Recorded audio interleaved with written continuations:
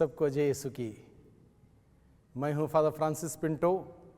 फिर एक बार आप सबों के सामने ईश्वर का जीवंत वचनों को लेकर आया हूं। और जितना मैं वचन पढ़ता हूं, सुनता हूं, मनन चिंतन करता हूं, सुनाता हूं, प्रभु के आनंद से, खुशियों से मैं भर जाता हूं। और मैं चाहता हूं कि आप सभी प्रभु के वचनों के द्वारा आनंदित हों, खुशियां मनाएं, क्योंकि प्रभु का वचन ऐसा खजाना है जिसमें बहुत कुछ हम प्राप्त कर सकते हैं हर दिन हम सबों के लिए। प्रभु अपने वचनों के द्वारा हर दिन हम सबों से बातें करता है, हमें प्रेरित करता है, हमें अपने करीब बुलाता है। इसलिए जब प्रभु ने पूछा अपने शिष्यों से, क्या तुम सभी मुझे छोड़ के चले जाना चाहते हो? पेतरुस उत्तर देता, प्रभु हम किसके पास जाएं? आपके पास है शब्द अनंत जीवन के। हम किसके पास जाएं? आपके पास हैं शब्द अनंत जीवन के। ये शब्द है ईश्वर के अनंत जीवन के। ये शब्द अनंत जीवन के शब्द हैं। ये शब्द हम पढ़ने से, सुनने से, ग्रहण करने से, इसके अनुसार जीने से हमें अनंत जीवन प्राप्त होगा। इसलिए वचन पढ़ना जरूरी है, सुनना जरूरी है, उसके अनुसार जीना जरूरी है। और हम सबों के लिए सौभाग्य मिला है फिर एक बार भाइयों बहनों, हम ईश्वर के उस वचन को सुने, ग्रहण करें, मनन चिंतन करें, उसके अनुसार जिएं और अनंत जीवन के सहभागी बने।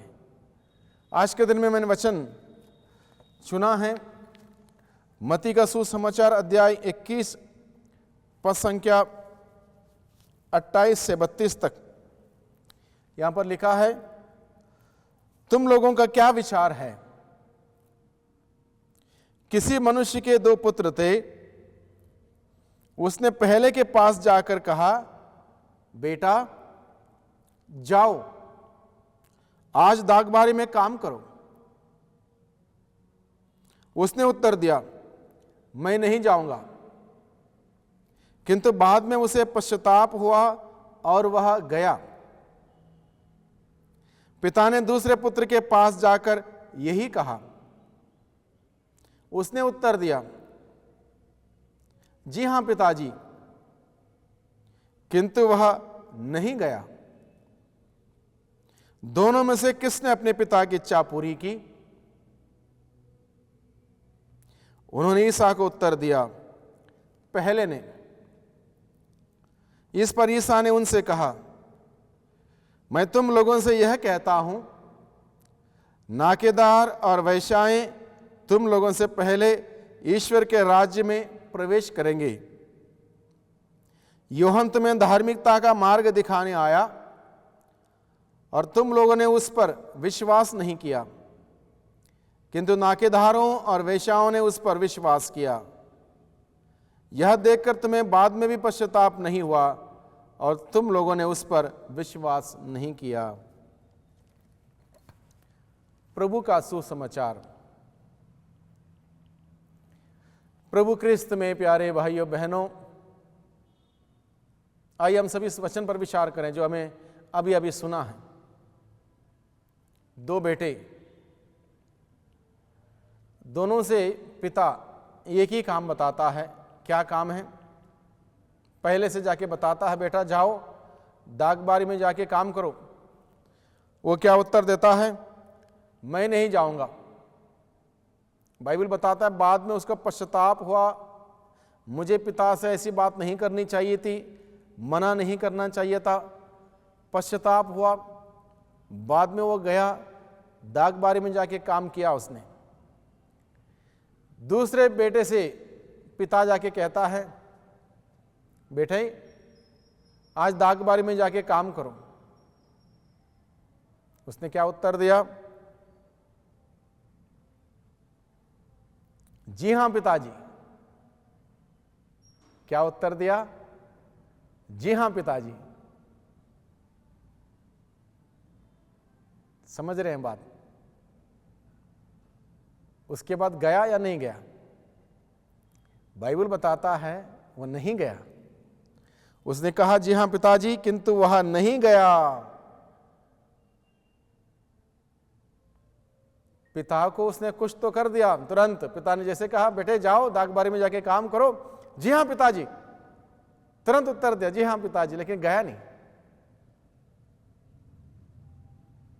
प्रभु का वचन बताता है मत्ती का सुसमाचार अध्याय 7 पद संख्या 21 में, जो लोग मुझे प्रभु प्रभु कहकर पुकारते हैं उनमें से सबके सब स्वर्ग राज्य में प्रवेश नहीं करेंगे, बल्कि जो मेरे स्वर्गिक पिता की इच्छा पूरी करता है वही स्वर्ग राज्य में प्रवेश करेगा।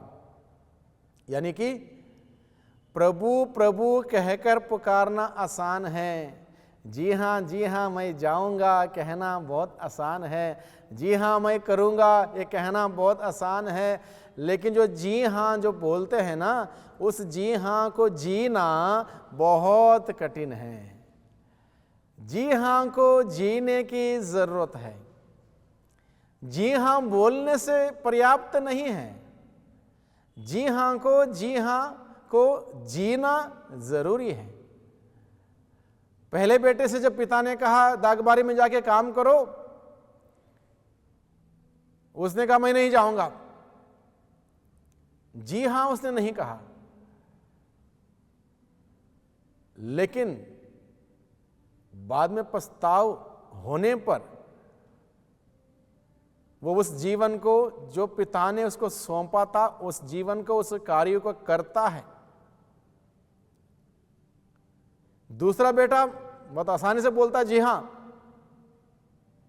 लेकिन वह गया नहीं।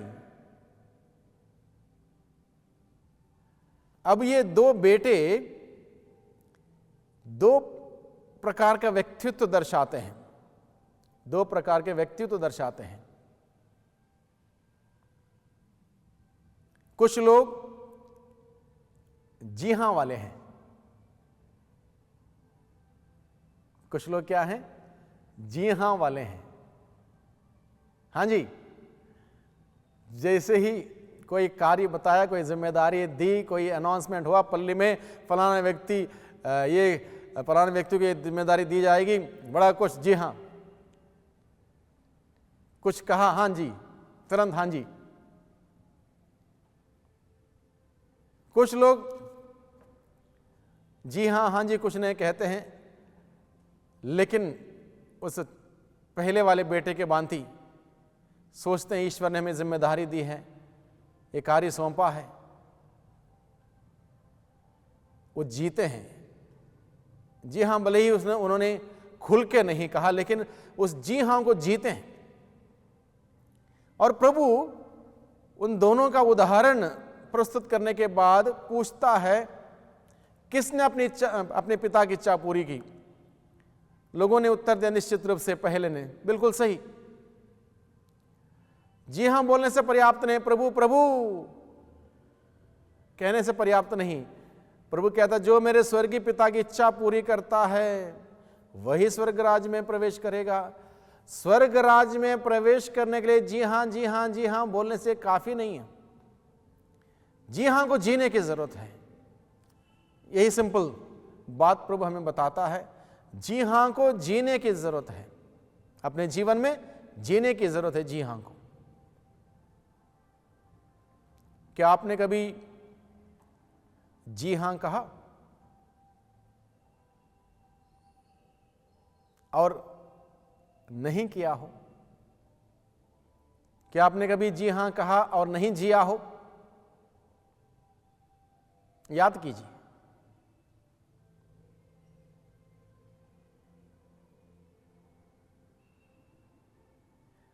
उदाहरण मैं देता हूं, विवाह संस्कार के समय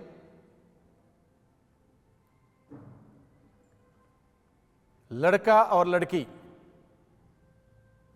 दोनों इस बात का करार करते हैं, घोषणा करते हैं। लड़की बोलती है, सुख में और दुख में मैं आपको अपनी जीवन साथी मानती हूं और सुख में दुख में आपके साथ सदा ही आपकी विश्वासी जीवन संगिनी बनी रहूंगी, एक वादा। वैसे उसी प्रकार से लड़का भी करता है, वो वादा करता है, जी हाँ बोलता है उसके लिए कि मैं आपका आदर सम्मान करूंगा, सुख दुख में आपके साथ आपका विश्वास जीवन साथी बना रहूंगा। जी हाँ हो गया वहां पर, जी हाँ जी हाँ हाँ जी हाँ जी हो गया। शादी के 2 साल के बाद, 3 साल के बाद, 5 साल के बाद, 8 साल के बाद, 10 साल के बाद जी हाँ भी भूल जाते हैं बहुत सारे लोग, हाँ जी भी भूल जाते हैं बहुत सारे लोग। किस बात के लिए जी हाँ कहा उस वक्त जब विवाह संस्कार ग्रहण कर रहे थे, टोटली भूल गए, याद ही नहीं। बाद में कितनी समस्या है, एक दूसरे के ऊपर आरोप लगाना, एक दूसरे की कमियां निकालना, एक दूसरे को भला बुरा कहना। अब वो सारे जी हाँ भूल गए। सुख में दुख में मैं आपकी विश्वासी संगिनी बनी रहूंगी, आपका विश्वासी जीवन साथी बना रहूंगा। सुख में दुख में हार में जीत में सारी परिवेश में सारी परिस्थिति में मैं आपके साथ हूं। ये जी हाँ उस वक्त याद नहीं है, भूल चुके हैं,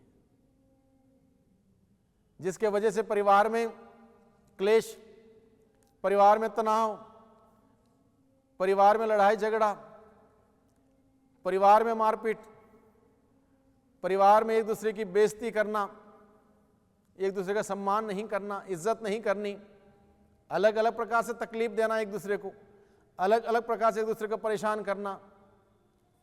जब जी हां नहीं जिया जाता है, ये सब बातें होती हैं। बपतिस्मा संस्कार के दौरान पुरोहित माता पिता से कहता है, माता पिता को हिदायत देता है, ईश्वर के द्वारा प्राप्त संतान को आप ईश्वर के मार्ग में चलने के लिए देखरेख करेंगे, परवरिश करेंगे, प्रबंध करेंगे, इंतजाम करेंगे। सारा जिम्मेदारी आपको दी जाती है कि आपका बच्चा जिसको बपतिस्मा संस्कार के दौरान ईश्वरीय जीवन प्राप्त हुआ है, ईश्वर की ज्योति मोमबत्ती के साथ देते हुए बताया कि ईश्वर की ज्योति विश्वास का दिया है, उसको जलाए रखने के लिए बताया है। अब माता पिता ने, जब पुरोहित ने पूछा ये जिम्मेदारी आप साफ सब समझ रहे हो, इसको करने को तैयार हैं? जी हाँ। बच्चे को क्या, किस बात के लिए? जी हाँ, बच्चे को क्रिस्तीय मूल्यों पर, सिद्धांत पर हम देखरेख करेंगे, परवरिश करेंगे, चलाएंगे, विश्वास में आगे बढ़ाएंगे, सभी बातों के लिए जी हाँ जी हाँ जी हाँ मैं तैयार हूं। उसके बाद क्या होता है?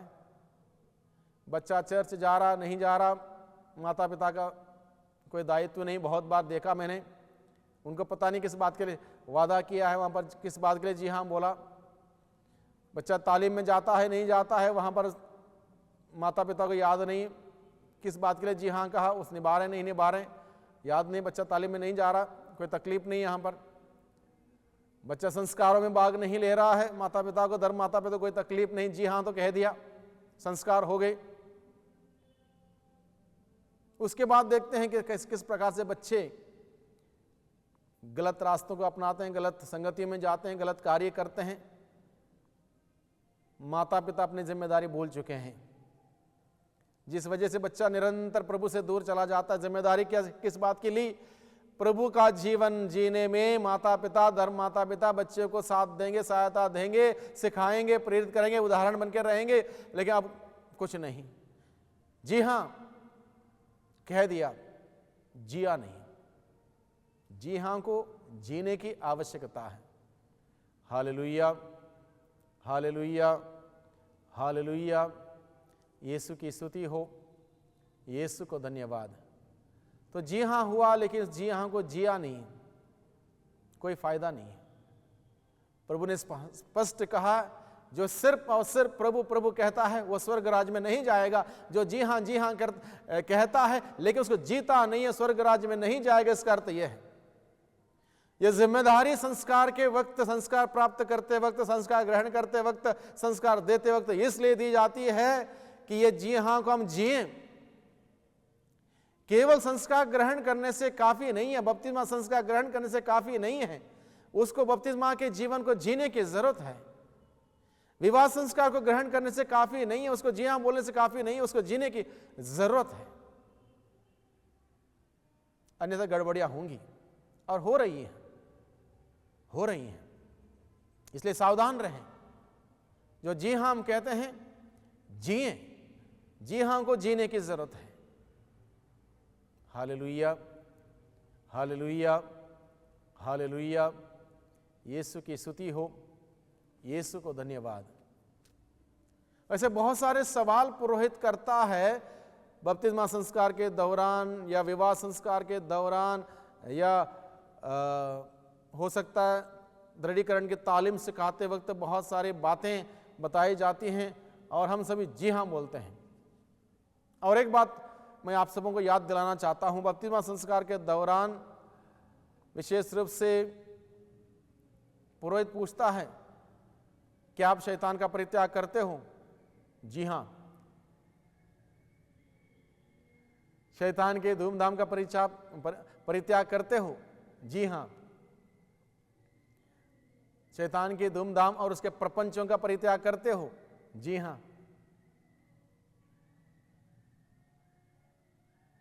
कितने आसानी से हम लोग बोल देते हैं जी हां। मैंने एक बार एक व्यक्ति से पूछा तो आपने जी हां कहा, वो बाद में पूछा, मैंने संस्कार होने के बाद पूछा, तो मैंने आपसे पूछा कि आप शैतान के धूमधाम और उसके प्रपंच का परित्याग करते हो? आपने क्या कहा? जी हां कहा। प्रपंच मतलब क्या आपको मालूम है? उसने कहा मुझे ये मालूम नहीं, मुझे इतना मालूम है, जी हां कहना है। उसने कहा मुझे जी हां कहना है, जी हां कह दिया, मुझे क्या पता ये क्या होता है। तो मैंने कहा बिना जाने बिना समझे आपने जी हां कह दिया, तो हमको बस यही कहना और क्या कहना है। मतलब ठीक है, कहना ठीक है, लेकिन जिस चीज को आप जानते नहीं हो, आपको पता नहीं है किस बात के लिए आप जिम्मेदारी ले रहे हो, तो जिम्मेदारी क्यों ले रहे हो? मैंने कहा। तो उसने बोला चलो आप बताइए। तो मैंने कहा मैं तो निश्चित रूप से बताऊंगा, क्योंकि आपको मालूम नहीं तो आप जिम्मेदारी नहीं ले सकते हो। मालूम नहीं है तो जिम्मेदारी नहीं ले सकते हो। बहुत सारे धर्म माता पिता को मैं जानता हूं जो चर्च का रिकॉर्ड जब देखते हैं और बच्चों से पूछते हैं तुम्हारे धर्म माता पिता कौन है, बच्चों को पता नहीं, क्योंकि वो छोटे थे। बच्चों के माता पिता से पूछते हैं इसका धर्म माता पिता कौन है, वो पता नहीं किसको बुलाया था उस दिन, वहीं पर थे, इसलिए हमने बोला कि खड़े हो जाओ। और इस प्रकार से बहुत सारे माता पिता धर्म माता पिता बन जाते हैं और जिम्मेदारी भी लेते हैं, उनको पता ही नहीं किस बात के लिए जिम्मेदारी ली है, क्यों जिम्मेदारी ली है, इसका अर्थ क्या है, इसका तात्पर्य क्या है, कुछ पता ही नहीं है। तो उस व्यक्ति को मैं समझा रहा था धूमधाम का मतलब क्या है और प्रपंच मतलब क्या। मैंने कहा प्रपंच मतलब 5 चीजें होती हैं, 5 चीजें, यानी कि 5 बुराइयां, काम, क्रोध, मोह, लोभ, अहंकार। तो हम सबसे क्या पूछा जाता है? काम, क्रोध, मोह, लोभ और अहंकार, इन सारी महा बुराइयों को क्या परित्याग करते हो? क्या उत्तर है? जी हां, परित्याग करते हैं। पता भी नहीं है किस बात के लिए जी हां बोल दिया, और बड़े शानदार तरीके से जी हां। जी हां हमारी धार्मिकता, जी हां धार्मिकता हमें स्वर्ग नहीं ले जाएगी। हाँ जी धार्मिकता भी स्वर्ग नहीं ले जाएगी। जी हां जीने की धार्मिकता में स्वर्ग ले जाएगी। जी हां को जीने की जरूरत है भाइयों बहनों। जी हां बोलने से हम स्वर्ग नहीं जा सकते। इसलिए सुंदर उदाहरण के द्वारा प्रभु हमें सिखाता है, दोनों बेटों के जो उदाहरण के द्वारा हम किस प्रकार के हैं, पहले बेटे जैसे या दूसरे बेटे जैसे। पहले बेटे से पिता ने कहा जाओ आज दागबारी में जाके काम करो, मैं नहीं जाऊंगा। उसने उत्तर दिया मैं नहीं जाऊंगा। लेकिन पश्चाताप हुआ, उसने जाके बाद में बारे में जाके काम किया। दूसरा बेटा जी हाँ बोलने वाला, हाँ जी, तुरंत, करना कुछ नहीं, और गया नहीं। हम सभी सतर्क रहें, सावधान रहें। अगर मैं दूसरे बेटे जैसा हूं, जी हाँ बोलने वाला हूं, हाँ जी बोलने वाला हूं, और उस जी हाँ को जीने वाला नहीं हूं, हाँ जी को निभाने वाला नहीं हूं, तो हम जिम्मेदारी ना लें। कुछ समय पहले मैंने एक लेख लिखा था, उसका शीर्षक था गैर जिम्मेदार की जिम्मेदारी। क्या है? गैर जिम्मेदार की जिम्मेदारी। जो व्यक्ति खुद ही इररिस्पॉन्सिबल है, वो रिस्पॉन्सिबिलिटी लेता है। जो व्यक्ति खुद ही इररिस्पॉन्सिबल है, वो रिस्पॉन्सिबिलिटी लेता है। कितनी बड़ी मजाक की बात हो गई। और इस सिलसिले में मैंने उस आर्टिकल में लिखा, मुख्य रूप से धर्म माता पिताओं को लेकर। धर्म माता पिता किसी बच्चे के लिए खड़े हो जाते हैं संस्कार के समय, खड़े होके अपने हाथ से पुरोहित के द्वारा दिया हुआ उस दिया को, उस मोमबत्ती को, उस ज्योति को लेते हैं, और पुरोहित बोलता है इसको ग्रहण कीजिए, आप अपने सुपुत्र को दीजिए, और इसको जलाए रखना यह आपका फर्ज है, कर्तव्य है, और उसकी जिम्मेदारी लेते हैं। उसके बाद उन माता पिता को, धर्म माता पिता को, उसके बाद उन धर्म माता पिता को यह भी पता नहीं किस बच्चे के लिए उन्होंने जिम्मेदारी ली है। तो हुई ना बात, गैर जिम्मेदार की जिम्मेदारी। और ऐसी जिम्मेदारी बहुत खतरनाक हो सकती है। आप जिम्मेदारी नहीं निभा रहे हो, हाँ जी कह रहे हो, जी हाँ कह रहे हो, उसको जी नहीं रहे हो, तो बहुत खतरनाक हो सकता है स्वयं के लिए और दूसरों के लिए भी। आपने उस बच्चे के लिए जिम्मेदारी ली थी, ईश्वर के सामने मामूली बात नहीं है। बपतिस्मा संस्कार के द्वारा उस जिम्मेदारी को ली है, ईश्वर के सामने आप जिम्मेदार। उस बच्चे के लिए, बच्चे को ईश्वरीय रास्ते में आगे बढ़ाने की जिम्मेदारी आपने ली, ईश्वरीय मूल्यों से, सिद्धांतों से आगे बढ़ाने की जिम्मेदारी आपने ली, और उसके लिए आप खड़े हुए वहां पर बपतिस्मा संस्कार के दौरान, और उस मोमबत्ती को जो पुरोहित के हाथ से आपने लिया है, इस बात को, इस दिया को जलाए रखेंगे, और इस प्रकार से वादा किया। उसके बाद वो जी हाँ कहां गया? जब हम जिम्मेदारी लेते हैं, जी हाँ बोलते हैं, हाँ जी बोलते हैं, उसको जीते नहीं हैं, वो स्वयं के लिए भी खतरनाक हो सकता है, दूसरों के लिए भी खतरनाक हो सकता है। बहुत बार माता पिता क्या बोलते हैं, बस वहां पर रिकॉर्ड में उनका नाम चढ़ाना है, हाँ फलाना व्यक्ति धर्म पिता है, धर्म माता है, बस वहीं पर रिश्ता खत्म। उसके बाद उनको कोई लेना देना नहीं उस बच्चे से। ऐसी जिम्मेदारी ना हो। प्रभु कहता है जो जी हाँ कहता, हाँ जी कहता है, वह स्वर्ग राज्य में प्रवेश नहीं करेगा। जो मेरे स्वर्गीय पिता की इच्छा को पूरी करता, जो जी हाँ को जीता है, वो स्वर्ग राज्य में जाएगा। बहुत बड़ी जिम्मेदारी भाइयों बहनों, ये मुझे और आपको, चाहे वो किसी भी प्रकार की जिम्मेदारी हो। एज ए प्रीस्ट, एक पुरोहित के रूप में मुझे जो जिम्मेदारी दी है, इस जिम्मेदारी को अगर मैं नहीं निभाऊंगा, नहीं जीऊंगा, तो मैं स्वर्ग राज्य में प्रवेश नहीं कर पाऊंगा। आपने जो विवाह संस्कार के दौरान जो जिम्मेदारी ली है, अगर उसको नहीं जियोगे, आप ईश्वर की कृपा से, अनुग्रह से वंचित हो जाओगे। बपतिस्मा संस्कार के द्वारा जो आपने जिम्मेदारी ली है उस बच्चे के लिए, अगर उसको नहीं निभाओगे, आप ईश्वर के सामने गुनहगार होंगे। पहले बेटे के भांति हम पश्चाताप करें अगर हमारे जीवन में ऐसा हुआ है, ऐसा हम गैर जिम्मेदार बने हैं, तो हम पश्चाताप करें।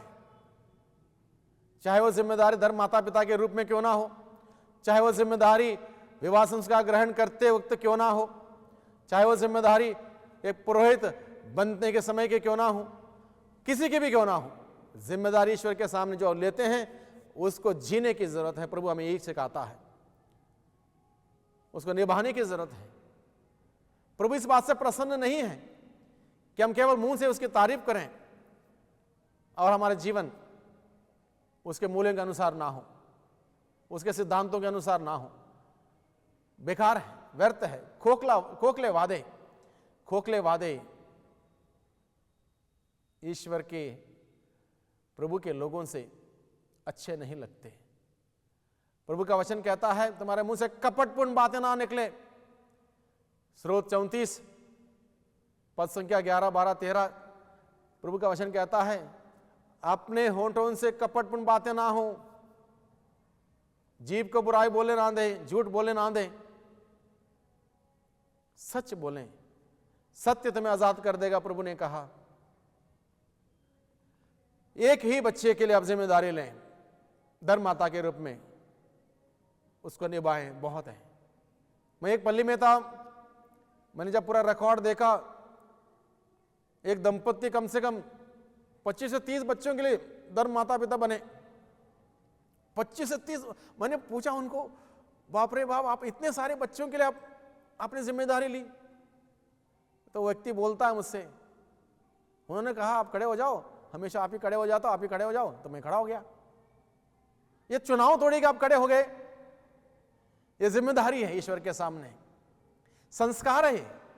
समझे इस बात को, ये कोई हंसी मजाक नहीं है, something very serious that we need to understand.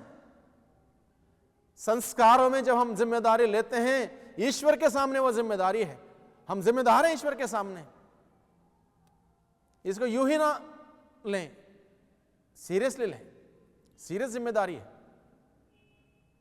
भाइयों बहनों, प्रभु ने हम सबों से बातें की आज के दिन में, अपने वचनों के द्वारा सुंदर तरीके से हमें समझाया है हमारे जिम्मेदारियों के बारे में। हम गैर जिम्मेदार ना बने, जिम्मेदार व्यक्ति बने, जो जी हाँ कहते हैं उसको जिए, तभी जाके प्रभु की आशीष हमारे जीवन में आती है और हम प्रभु के नजदीक बढ़ते हैं। आइए हम इस वक्त प्रार्थना करें। सर्वशक्तिमान पिता परमेश्वर, धन्यवाद देते हैं आपके जीवंत वचनों के लिए।